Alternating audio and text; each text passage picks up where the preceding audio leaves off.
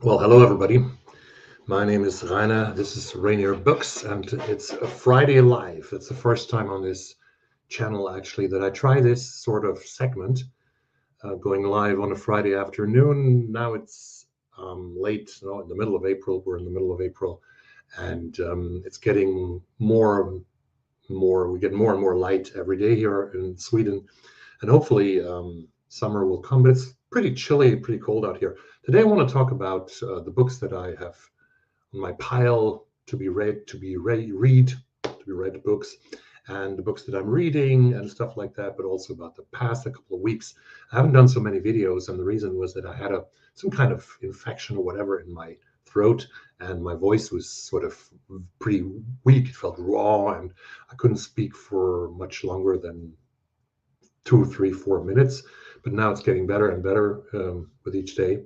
And I thought about starting this little segment of a Friday Live. I want to show you the books that I'm have ordered. I've ordered 3 books in the recent weeks, and they have arrived here.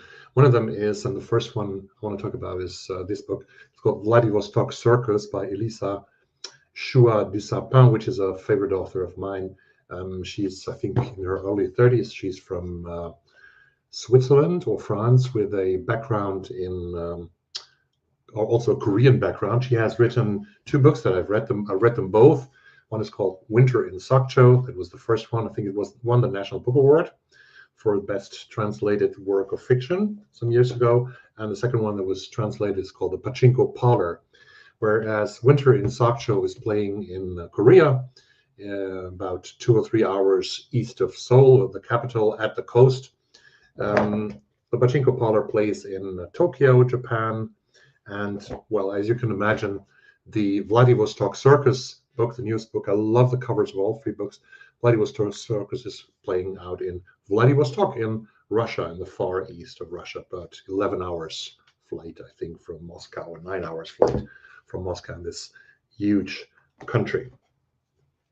So this is a book that I've ordered. I want to talk about the books that I'm reading currently. 2 books are really on my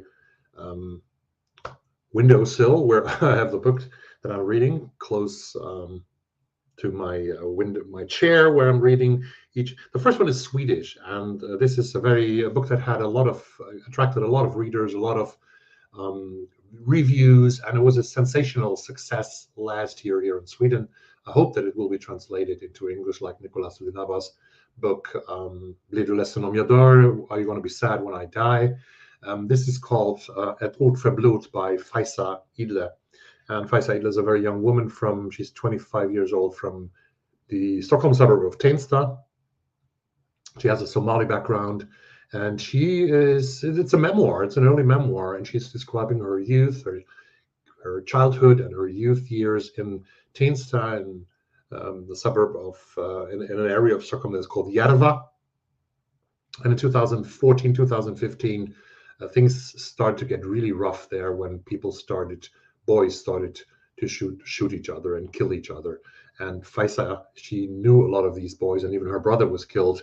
And she's describing how it is to grow up in a suburb as a girl, which is as difficult as it is for boys, but in a different way, as you can imagine. The other book that I'm currently reading here is a book by an author I haven't read before, but it's an author that is fascinating me, really, because she writes such beautiful prose in that book. It's about Vietnam.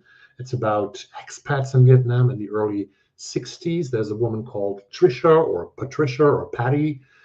She's the narrator of this book, and this is called Absolution by Alice McDermott, published last year in the US and in the UK.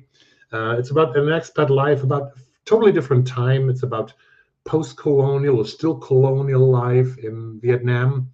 And it reminds a lot, of course, of The Quiet American by Graham Greene. And the narrator also says that everybody has read The Quiet American. It's playing out in the early 1960s, this book, in Saigon and Vietnam. Very interesting story. I really love it. She's describing everything so vividly, so lyrically, so poetically, that it's really a great and amazing read. I still have here, and I hope that I can finish it because I have only like 2 weeks left for this one. I've was fascinated when I read about it the first time. This is The Storm We Made by Vanessa Chan. Plays in Malaya, the country that later became Malaysia, but still Malaya. And the Japanese are there and the English are there. It's also a book that is about colonialism and post-colonialism, and sounds very interesting. The story of a woman, of a mother who is telling their story, her life story, to her children.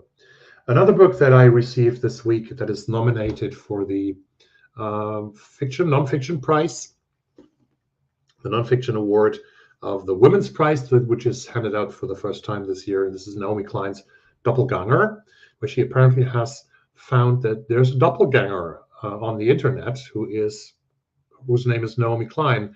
But this Naomi Klein is a very right-wing, right-extreme person. And Naomi Klein, the author, is trying to get more information about this other Naomi Klein. I guess it ends a little bit in an obsession. Yes, and I received 2 more books this week. One of them is called Sunset in Jericho by one of my favorite crime authors, by Sam Wiebe. He is Canadian and he is from Vancouver, Canada, a city that I had the honor and the possibility to visit in 2018. I was there and I didn't meet the guy who's the protagonist of this book. It's a detective. It's the 4th detective novel. His name is Dave Wakeland. And the way Sam Wiebe is describing Vancouver in his books reminds a lot about Raymond Chandler and Ross MacDonald describing Los Angeles in the 1940s and 1950s. Very much in the it's not in the ghost, that would be German, but in the spirit of Chandler and MacDonald, but dealing with Vancouver, Canada in the 2020s. And the last one, I found it, I think, on the Guardian book pages. And when I saw the cover, when I saw what it was about, I thought, I have to have this book. And I actually got it this week. It's about England's love affair. And England's love affair is not the monarchy. England's love affair, according to the author of nonfiction books, Madeleine Bunting, is actually the seaside. The seaside, places like Eastbourne, places like Brighton, and other places in England. And she's describing, she's traveling to all these seaside, she traveled to all these seaside resorts, to all these seaside towns. I've been only to Brighton actually a couple of times already, and I love this place. It has the charm of the decay. It's a little decaying there, but everything is still nice. And you see on the facades of the buildings that it once was very rich and very, very beautiful, but it's not that anymore. So, author of The Decline and Fall of the British Empire. That is an album titled by the band The Kings, one of my favorite bands. But the seaside towns can remind you of this album, if you have heard the album, and about Britain once being great, but now, yeah, a little bit on the decline. These are the books that I have on my tables and everything. I wanted to make a video, and I still want to make that video, because in a few days, in 2 weeks actually, the Edgar Awards will be handed out in New York, I think. And there are very much interesting crime novels and true crime books nominated for this award. So nobody is talking that much about this one. Today I saw that the author Jacqueline Crooks is nominated for the Jollock Prize, which is given for people of color, for writers of color in the UK. And she's nominated with her book Fire Rush, that I loved last year, about a young Jamaican woman in her life, growing up in London in the 1970s, going to Bristol and then going to Jamaica.